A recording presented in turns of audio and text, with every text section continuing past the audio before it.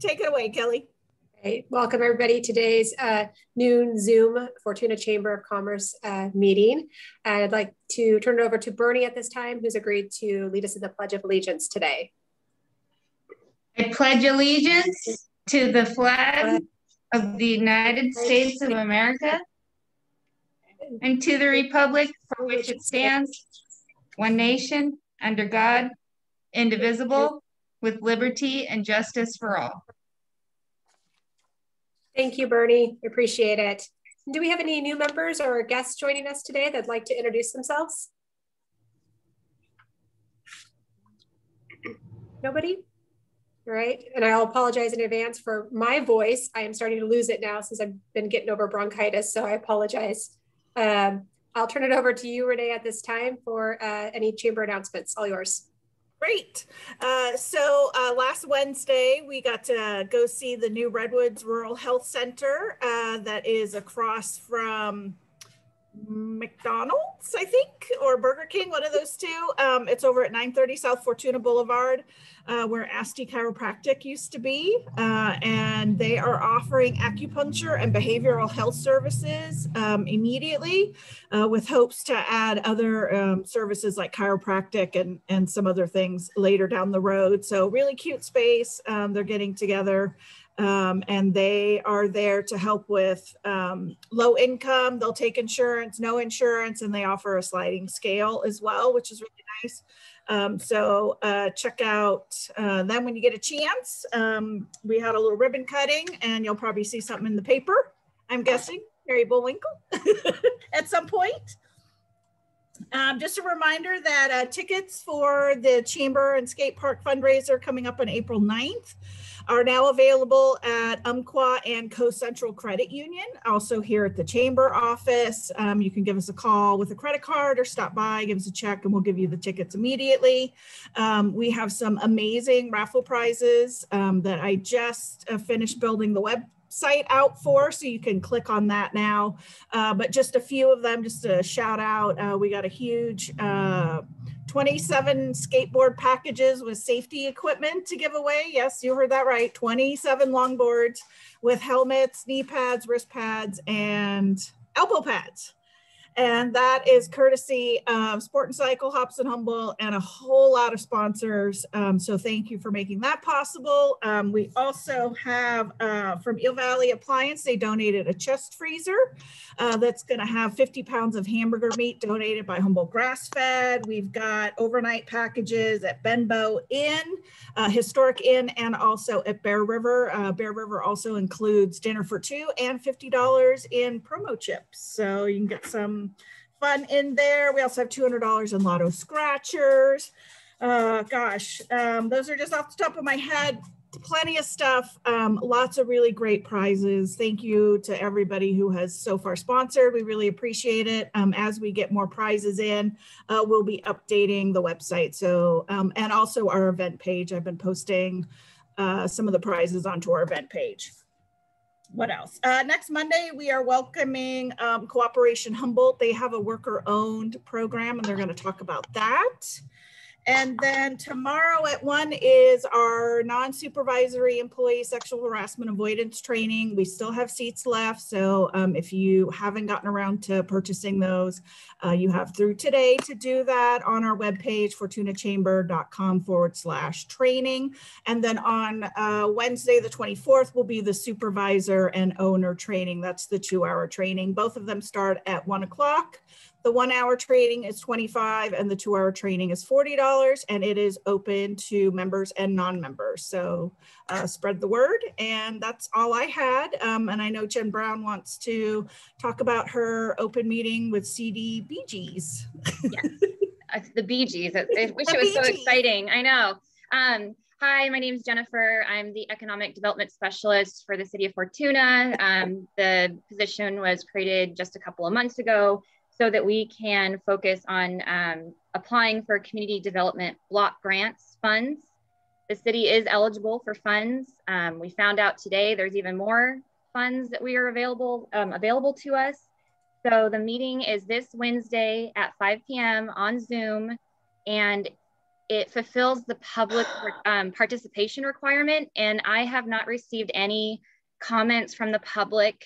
And I would really appreciate if you guys, I'll put it in the chat box, or you can contact Renee to contact me. But if I could just have some ideas, even if you don't know what's eligible under these grant funds, if you have an idea of something that could benefit businesses, if we can go in the future for these CARES CDBG grant funds. If you are an agency and you have a great idea and you want the city to apply on your behalf, then just send it to me, and and then I can at least talk about it, and we might get some ideas that maybe staff doesn't think about. The whole point of the funds is to help low to moderate income persons, and you guys are the public, and you might have some ideas that we didn't think of yet. So just I'll share my email. It's jbrown@thecityoffortuna, and please just send me your comments. Really appreciate it, and I hope you come to the meeting so that you can learn more about these funds. Great. Thanks, Jen. Jennifer, is there an agenda that we can share for the public? There is. It's a workshop, and it is posted on the Friendly Fortuna website, the link to that, I believe. Thank you. And one other item, if I could just jump in there real quick, we'll be talking about that meeting as we have a limited number of workshops we could plan, but we're also going to be talking about some of the upcoming regulations for solid waste and consideration of going to universal collection at that workshop as well. But that's going to come back before the public again. We're just introducing some of the things that we're working on to the council at this workshop. So we'll have two things there that the public might be interested in. What's a universal collection? Everybody having waste collected within the city. So green waste, recycling, and solid waste. But rather than people having the option to self-haul, it would be the whole city having waste collection service. Thank you, Merritt. Anybody else? Any other announcements for members today?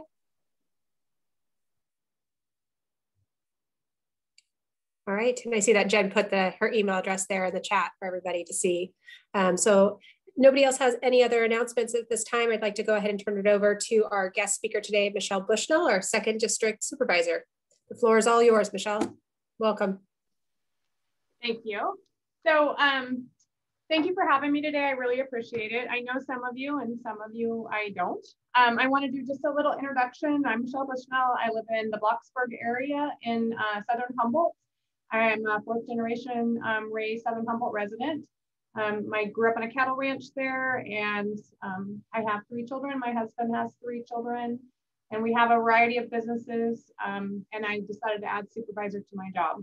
So we have a retail store. He's a land surveyor.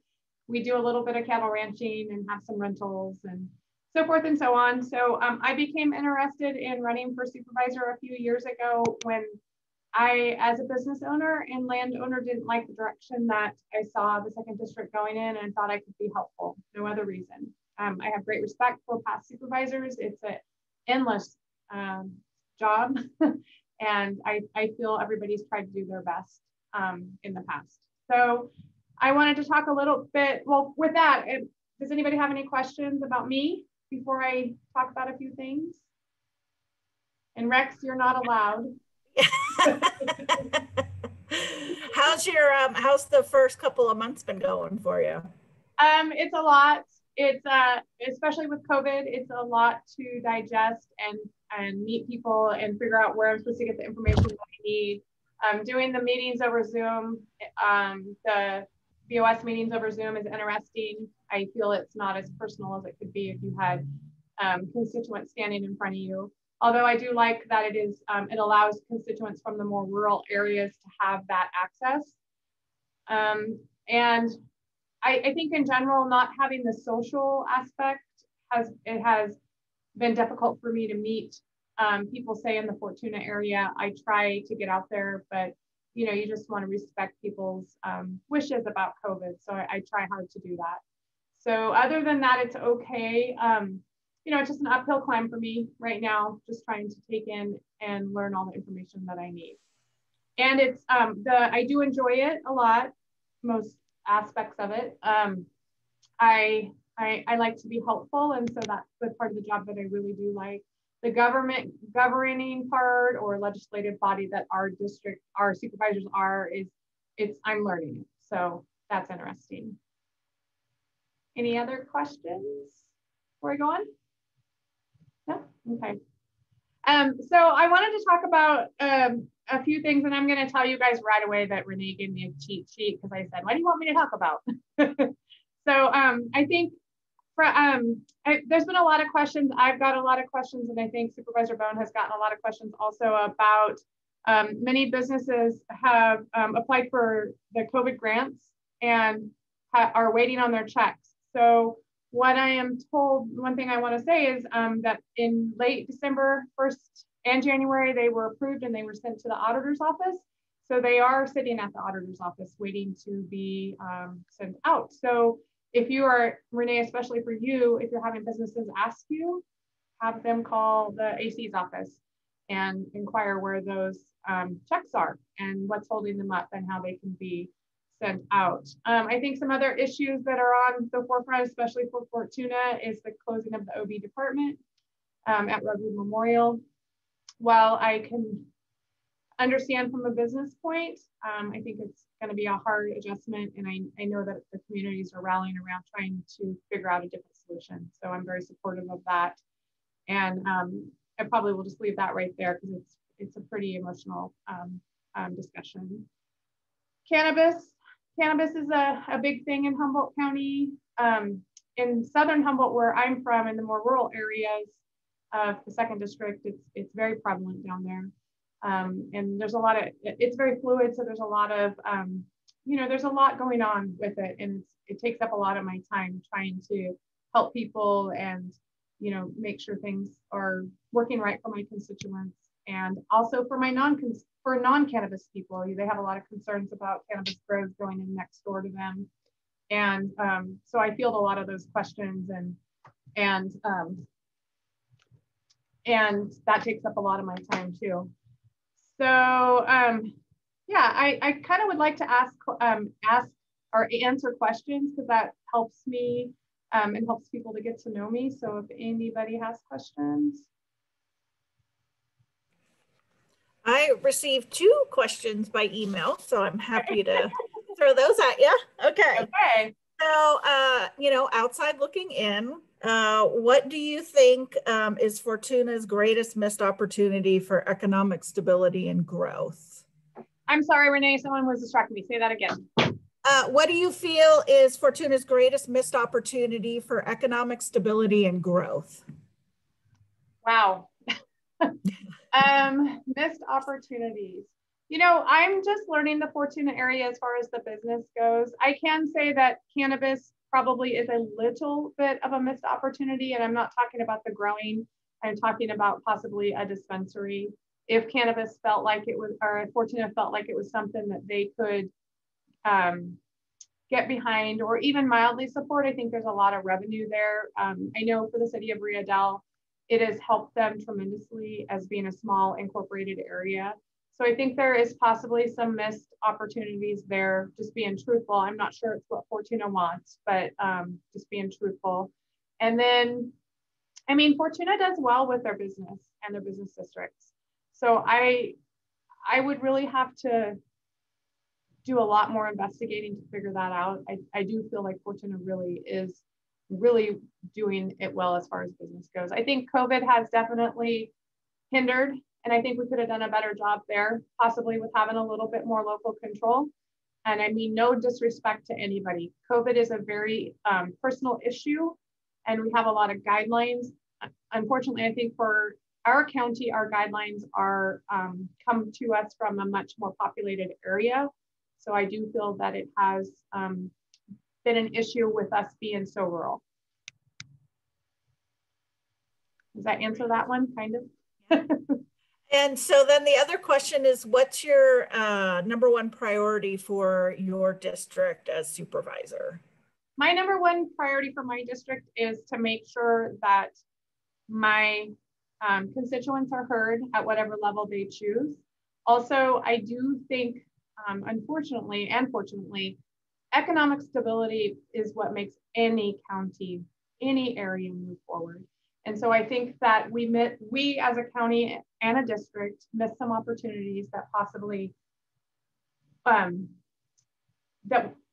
in the future, I would like to be able that we provide all the information that we can so that people have good educated decisions and thought processes going forward on what they are commenting about, what they are choosing for our path, and why possibly you may not like an item, but maybe it is what our county needs.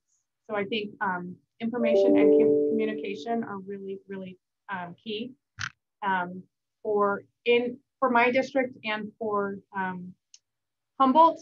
My district, unincorporated curb appeal is a big thing that I really would like to work on in unincorporated areas.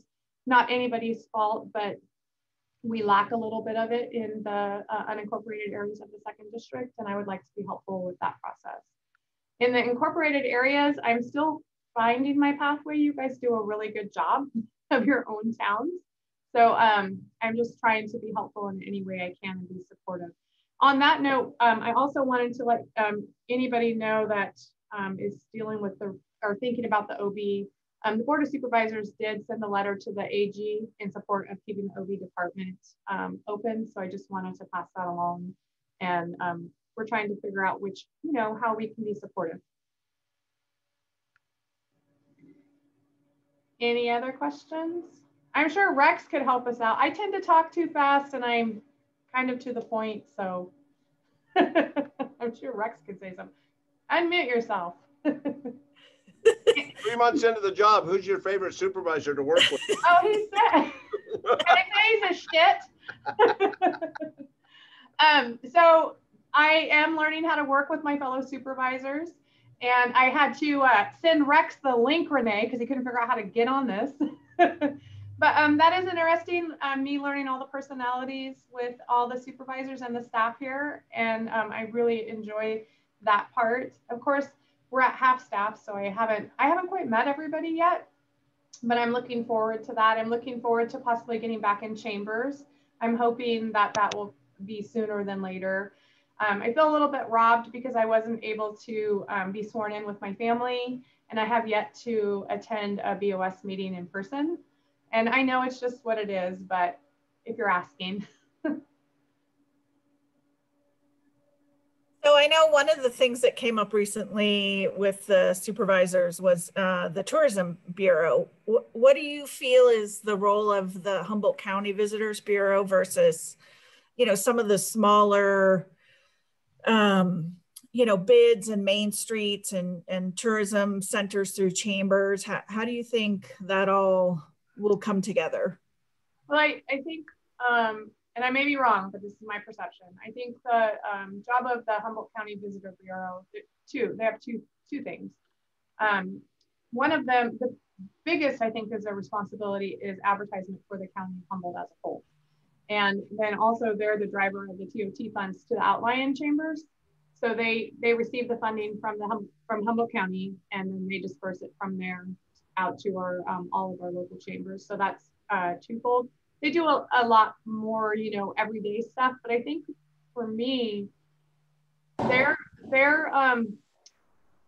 advertisement of Humboldt County as an entirety, not just one area, is super important. And their website is huge. So maintaining that website and making sure it's up to date and has that information on there that's needed. I think chambers as a whole, for smaller chambers, and I was chamber president in Garberville, and I was also on the school board. I forgot that part of my life. But chambers as individual chambers like Garberville, Fortuna, Scotia, Riedel, I think they're more commerce driven in their individual areas and more driven advertising for their local commerce, if I can say that.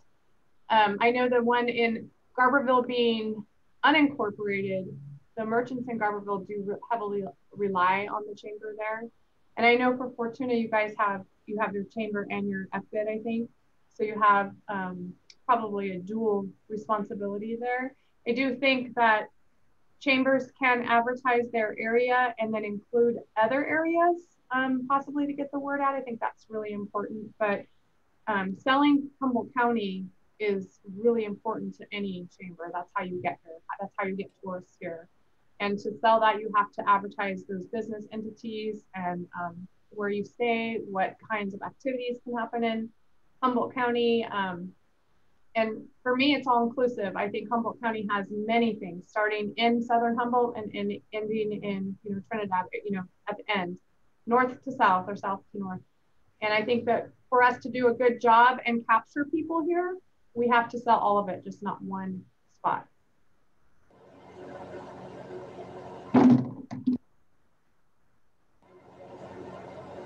Any other questions? Come on, Mike Losey. I know you've got one. I do have a question. Yay. And maybe between Rex and Michelle, you can answer this. Mike, not to interrupt, but I think I think what we need to do as much as possible is let people know she is still having office hours in Fortuna. Oh yeah. Yes. And I think what's really important is if you can block out a half hour. I will give her credit. She's wicked smart, and she needs to learn more about Fortuna, and she admits that. I mean, she's a Southern Humboldt girl, and and you guys know just as well as I do, we learn so much from each other at our mixers and our auctions and our everything we do at River Lodge. And we've lost, the rodeo and all that, all the other things that we're not having, which is a big part. When you don't have the cruise, the rodeo, when you don't have all those factions, which has made Fortuna, wow, and everybody stepping up. It's hard to get out and have that. These are great because I like playing the Hollywood Squares, but short of Charles Nelson Riley, I mean, I really the personality of having this and Julie catering and doing whatever on Mondays and things like that.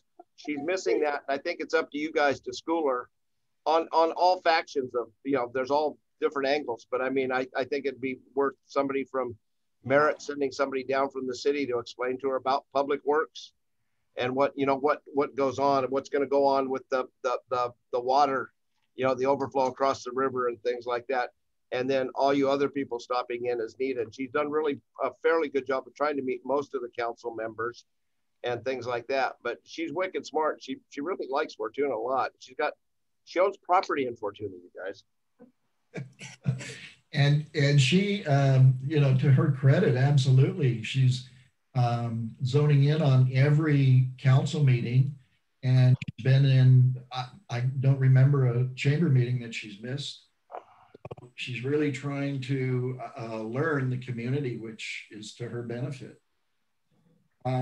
My question is with regard to the last court decision regarding the cannabis cultivation zoning, and what impact will that have on the county if that decision stands?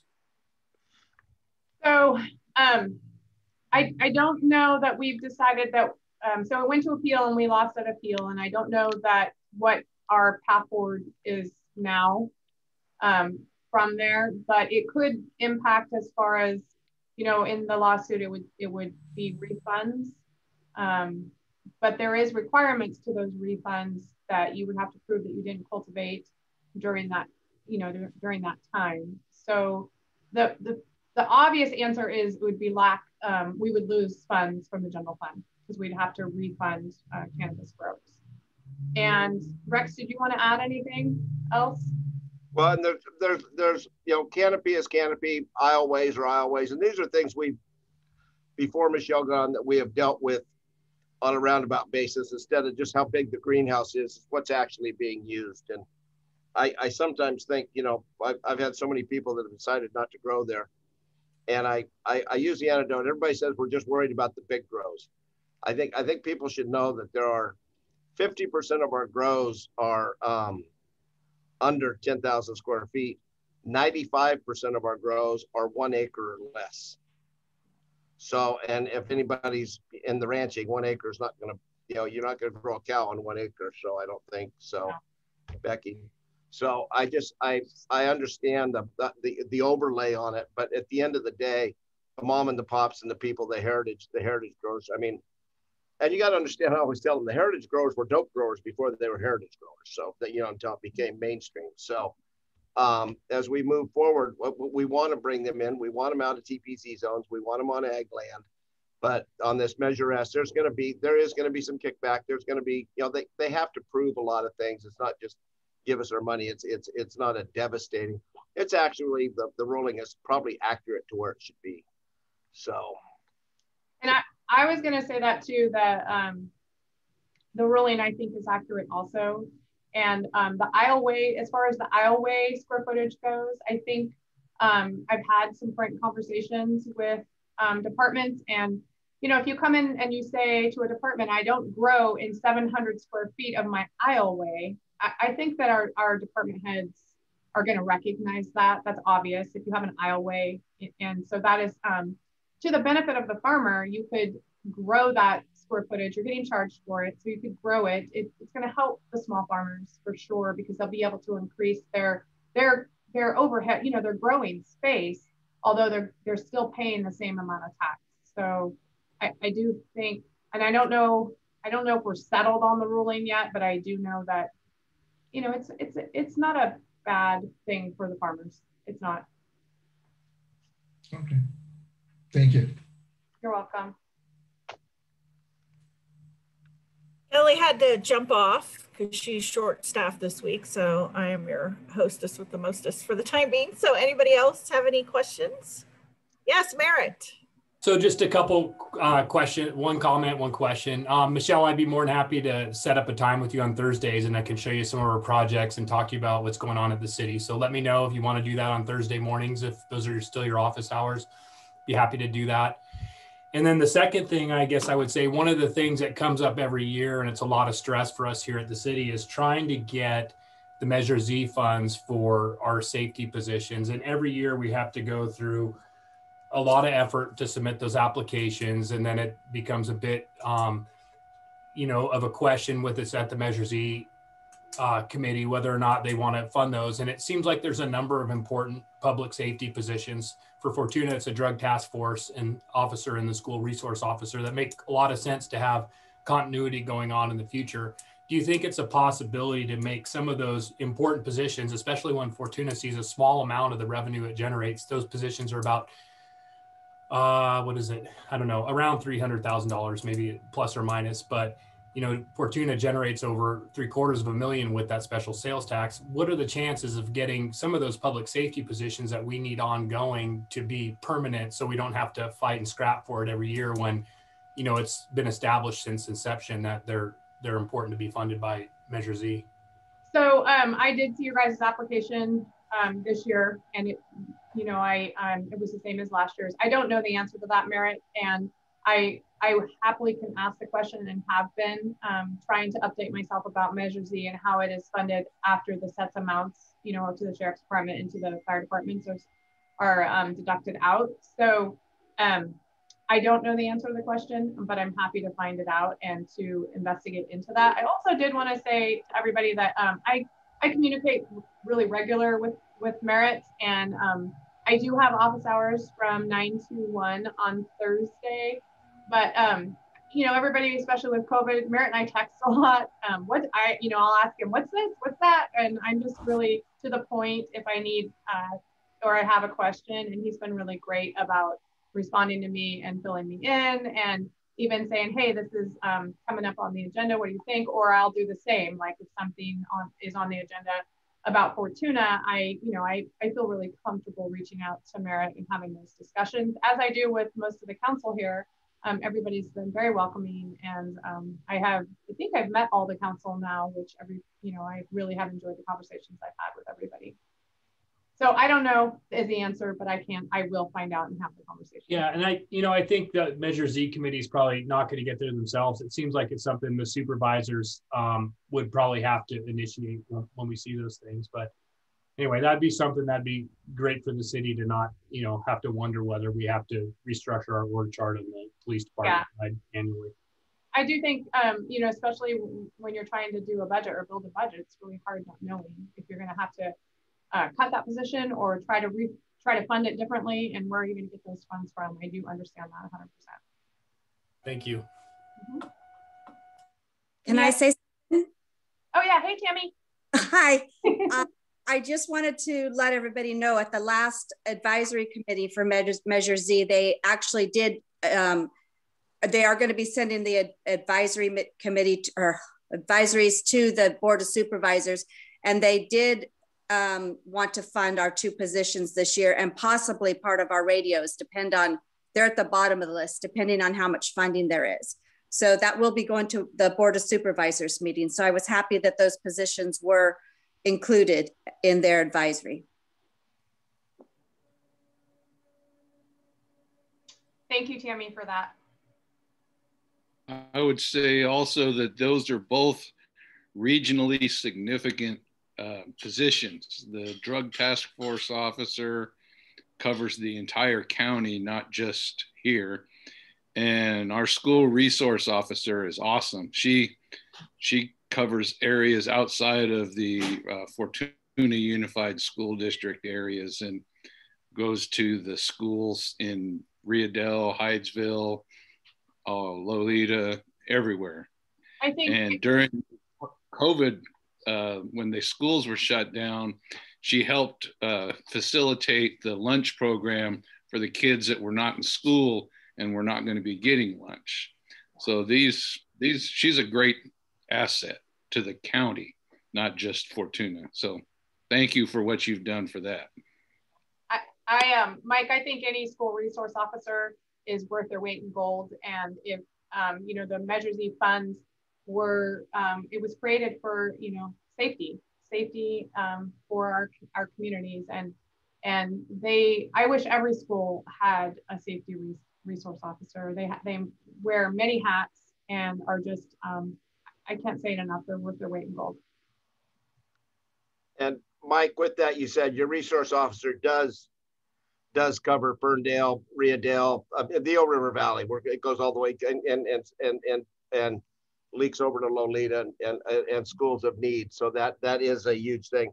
And I think you'll remember the Drug Task Force officer. The reason we did this is because every time you guys got in a budgetary problem, you take the Drug Task Force officer back. But since we've had a full-time drug task officer from Fortuna, what he does, he still has all the intel from his key group, you know, from his officers, from the office. They get and they talk about things. And if you guys go back over the last 3 years, since we've been doing this, you know, 3.5 years, the pounds of white drugs that have been taken off the streets of Fortuna and the Eel River Valley, with having a full-time officer from your area and everything else, with that being cognizant in their minds, I mean, we're going to be over 70 pounds of white drugs this year. 5 years ago, we were getting 8 pounds. And I don't think it's because we're getting any more. I think we're just putting a harder task to it. I think we might be getting because we've become the highway and they trade for you know, but we've done a really, really good job with the help of your officer and with the help of your department. So they have found out that Fortuna does not want it, just like any other town. So that's been an extreme positive.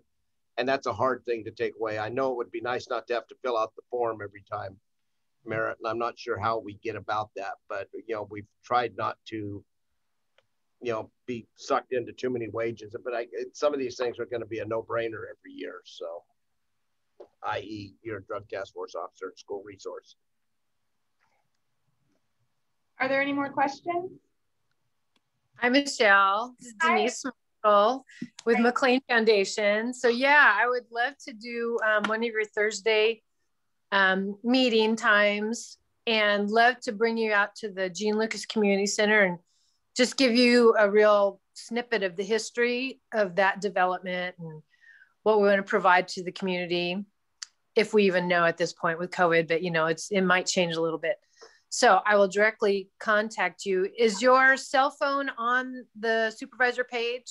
Yeah, okay. I can put it in the chat. And I would love that. Thursdays would be great. Mondays are kind of hectic for me because of the BOS meetings on Tuesday, but I'm in, so I try to spend all day Thursday in Fortuna.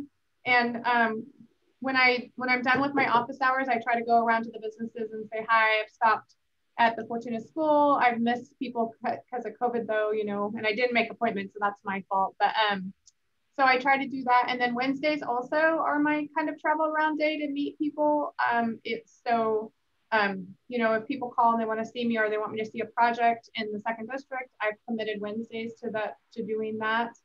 And, you know, I bank in Fortuna, so I come in and out of Fortuna a lot too, with Bob over there. And so I ended up, I rented a little, I own a couple houses, but I didn't want to kick my renters out. So I ended up renting a little apartment so that I could be more available to the Fortuna community. It is my weakest link right now, Riadel and Fortuna, but I'm really trying to you know, just meet people, and I look forward. I attended all the rodeos and all that prior to, but nobody knew who I was. So now that I kind of got a face, I will enjoy going to those events. So thank you, Denise, for that offer. Yeah, I'll be in touch with you. Thank you. I will just add too that I know the rodeo is working on a plan, and it's our hope that we could get that going as well as Auto Expo this year. So both groups, we're meeting with them on the city side and trying to help them out. Mike Johnson's a big part of that. But we're hoping that we can get both those events back up and running again this year. I'm very supportive of that actually, and have met with Mike about the car show, right? The car show, yeah, and the rodeo. So I hope also for our community and for Humboldt County that we can do some sort of something. And just one other comment too is, you know, one of the things we're trying to do is the county retain some of the approval for the community events. And so one of the things I've been trying to do is open up some communication with county staff, and have asked to talk to, you know, Joint Information Center. I think we'll be talking to public health, but that might be one thing we could use some help with, is getting some of those, you know, getting some of the feedback on these draft plans for our special events and having a good point of contact, because, you know, it hasn't really been good lately. So that's one area that we might need a little help if we don't start seeing more of a response from some of the county staff. So where I lack most is knowing what I need to do for you guys. And I'm asking the questions. I would love anybody to reach out to me and say, hey, can you contact so-and-so at DHHS? And I would love to do that. I on several committees and chairs, like the Humboldt First Five, which is a group that I actually came and visited when they were in Fortuna. So I would love any information like that, or even if you guys are having events, or say come by and I'll show up if I know about it. I look through the papers. I do like look through everything to try to find where events are going. It's harder now, you know, because of COVID, but I am trying to make myself available. I just want to stress that. So I may loop one or both of you guys into some of the emails we have with county staff, just so you know what's happening in that front. And, you know, we've been asking for some of the draft plans from other events like the Arcata Farmers Markets and other ones that have been approved, so that we could use some of the provisions and see what the county is approving and adapt some of those practices to some of our bigger events. We have some other templates from out of the area, but we're having a hard time getting some of the local examples. So I'll loop you guys in if we're not kind of getting the attention that I think we need. But Merritt, loop in Billy Hansel too, because Billy's head of the EOS at the end of the day, and that's who we were meeting with him last year before the rodeo, trying to see if we could pull anything off, and we had a couple meetings at Sequoia Gas. Mike was there, and me, and at the end of the day, you got to remember, whatever you do, Casey and Billy are the enforcement arm. So they can enforce, they can educate, or they can not show up. As Billy said last week, and I was at the football game Saturday night, that the stands were empty, but the fence line was packed. But anyway, that's another story. But with that being said, Billy's very aware of what's needed. And you can always write parking tickets at his house. So. All right. Thanks for that. Thanks for that, Michelle. Thanks, Merritt. Awesome. Okay, final questions before we let everybody go. Going once, going twice. All right, Michelle, thank you so much for being here. It's great to have you, and for people to have a chance to get to know you a little better. Yeah, definitely take advantage of her office hours on Thursday. She's here at the Vets building. you can pop in and say hello and have a chance to talk to her. So thank you again for your time. And everybody else, don't forget to reserve your tickets for the upcoming Fortuna Chamber Skate Park drive-through dinner and raffle. We still have tickets for sale here at the office, Umpqua and Coast Central Credit Union. If you have any questions, give me a call at the office, and then we will see everybody next week on Monday at noon. So thanks, everybody. Have a great week. Thank you for having me. Bye-bye. Michelle, thanks Bye-bye. everybody.